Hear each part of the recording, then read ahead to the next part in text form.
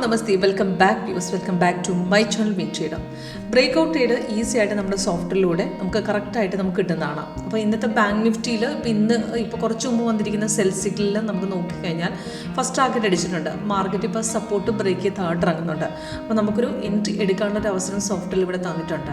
അപ്പോൾ എങ്ങനെയാണ് ഒരു കറക്റ്റ് ഒരു എൻട്രിയും എക്സിറ്റ് നമുക്ക് സോഫ്റ്റ്വെയറിലൂടെ കാണിച്ചു തരുന്നത്? അതായത് കറക്റ്റ് എൻട്രി എങ്ങനെ എടുക്കാം, എക്സിറ്റ് എങ്ങനെ എടുക്കാം, അതോടൊപ്പം ഓപ്ഷൻസിൽ നമ്മളെങ്ങനെ സക്സസ്ഫുൾ ആയിട്ട് ട്രേഡ് ചെയ്യാൻ പറ്റും, റിവേഴ്സ് പോകുന്ന പോയിന്റ് എങ്ങനെ ഐഡൻറ്റിഫൈ ചെയ്യാം, നമുക്ക് ഓൾറെഡി ഒരു ടാർഗറ്റ് അടിച്ചു കഴിഞ്ഞാൽ നെക്സ്റ്റ് എൻട്രി ലെവൽ എങ്ങനെ നമുക്ക് കണ്ടുപിടിക്കാം, ഇതൊക്കെ നമുക്ക് ഈസി ആയിട്ട് നമ്മുടെ സോഫ്റ്റ്വെയറിലൂടെ കാണാൻ സാധിക്കും.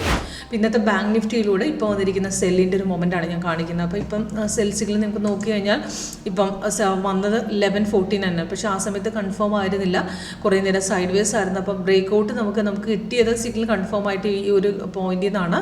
കാരണം ഓൾറെഡി താഴത്തോട്ട് നമുക്ക് അവിടെ കൺഫർമേഷൻ ബാർ റെഡിലേക്ക് വന്നതുകൊണ്ട് നമുക്ക് അവിടുന്ന് ഈ ഒരു ക്യാൻഡിൽ കൺഫേം ആയി സെക്കൻഡ് ക്യാൻഡിൽ കിട്ടിയിട്ടുണ്ട്. അവിടുന്ന് സപ്പോർട്ട് ഇവിടുന്ന് ബ്രേക്ക് ചെയ്തിട്ടുണ്ട്. സപ്പോർട്ട് ബ്രേക്ക് ചെയ്ത പോർഷനിൽ പിടിച്ചിട്ടുണ്ടെങ്കിൽ ഇപ്പോൾ അപ്രോക്സിമേറ്റ് 70 പോയിന്റ്സോളം നമ്മൾ കിട്ടിയിട്ടുണ്ട്. ഇപ്പോഴും താഴ്ത്തിറങ്ങിക്കൊണ്ടിരിക്കുന്നു, കണ്ടിന്യൂ ചെയ്യാം.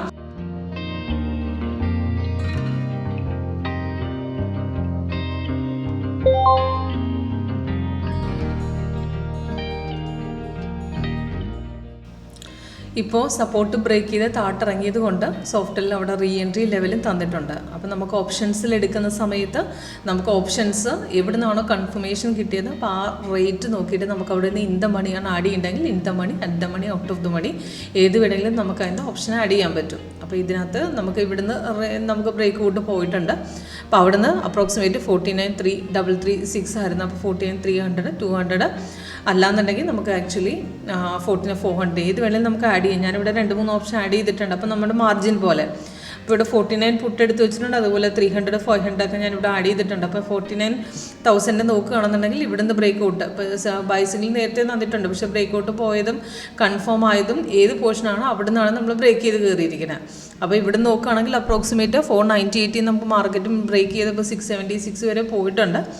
അപ്പോൾ അതേപോലെ തന്നെ നമുക്ക് 49,500 നോക്കുകയാണെങ്കിലും ഈ 49,500 പുട്ടാണ്. അപ്പോൾ അതിനകത്തും ഇതേപോലെ തന്നെയാണ് ബൈ നേരത്തെ തന്നിട്ടുണ്ട്. കൺഫർമേഷൻ വന്നതിന് ശേഷം നമ്മൾ എടുത്തിട്ടുണ്ട്. ഇപ്പോൾ ഈ ഒരു പോർഷൻ നിന്നാണ് കൺഫർമേഷൻ കിട്ടിയിരിക്കുന്നത്.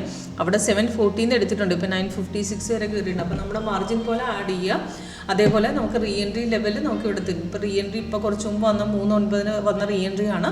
അത് 9:45 അതിൻ്റെ ടാർഗറ്റ് നമുക്ക് കൊടുത്തിട്ടുണ്ട്. അപ്പോൾ നമ്മുടെ മാർജിൻ പോലെ നമുക്ക് ആഡ് ചെയ്ത് വെക്കുക. അതിൻ്റെ സിഗ്നൽസ് തരും, എൻട്രി ടാർഗറ്റിൻ്റെ ഡീറ്റെയിൽസ് കൊടുക്കും. അതിനകത്ത് നമുക്ക് ഏത് വേണമെങ്കിലും നമുക്ക് ആക്ച്വലി ഡയറക്റ്റായിട്ട് നമുക്ക് എൻട്രി ടാർഗറ്റ് കൊടുക്കുന്നതനുസരിച്ച് കൺഫർമേഷൻ ചെക്ക് ചെയ്തിട്ട് മാത്രം എൻട്രി എടുക്കാൻ ശ്രമിക്കുക. അപ്പോൾ സിഗ്നൽ കൺഫേം ആണെന്ന് നോക്കാനായിട്ട് ക്യാൻഡിൽ കളറും താഴത്തെ കൺഫർമേഷൻ ബാറും പ്രൈസും ഇത് 3 ഓക്കെ ആണെങ്കിൽ അടുത്ത ക്യാൻഡിൽ ഓപ്പണിംഗ് റേറ്റിൽ എടുക്കാം.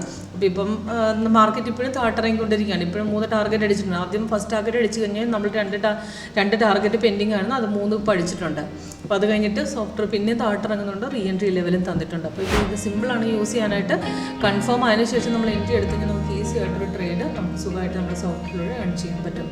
Okay, thank you.